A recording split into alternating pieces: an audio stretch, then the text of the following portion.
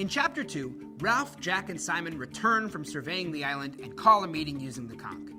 Jack says they need an army for hunting pigs. Ralph makes a rule that a boy can only talk if he has the conch. Piggy takes the conch and says no one knows they're on an island, and Ralph agrees and says it could be a long time until they're rescued. Until then, they need to have fun. A younger boy takes the conch but whispers to Piggy, asking what they're going to do about the snake thing or beast he saw. Ralph assures him that there's no such thing, but he insists. Many of the other boys, especially the little ones, start getting anxious. Jack takes the conch and says if there's a snake, they'll kill it. This annoys Ralph. Ralph proposes they make a fire on the mountain for passing ships to see. Excited, the boys rush up the mountain. Piggy makes fun of them to Ralph. The boys gather wood but can't light a fire. Jack snatches Piggy's glasses off to start it.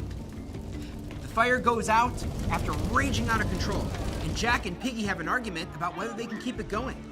Ralph suggests that there be a special group in charge of the fire.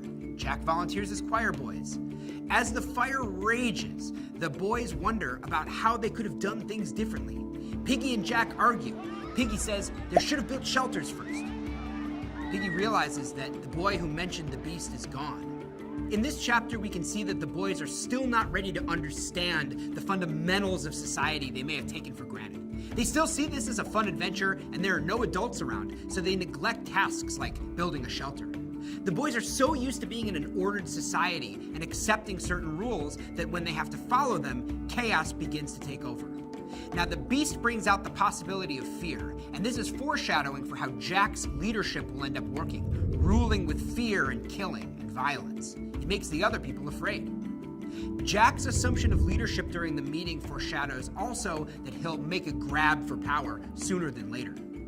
Ralph tries to give the boys what he thinks they need. Jack gives them what they want right then. The boys don't respect Piggy, even though they need him. Piggy's the one thinking the most pragmatically, and even though he's the most physically limited of the boys, he's thinking in a more advanced way than any of them. He's the one who suggested the signal fire, but no one listens until Ralph brings it up. Piggy wants to abide by the rules and follow them religiously, creating the fundamentals of society, but Jack wants to use them to exert power or to create hierarchy. We see Jack's true craving for control and being liked by the others here in this chapter.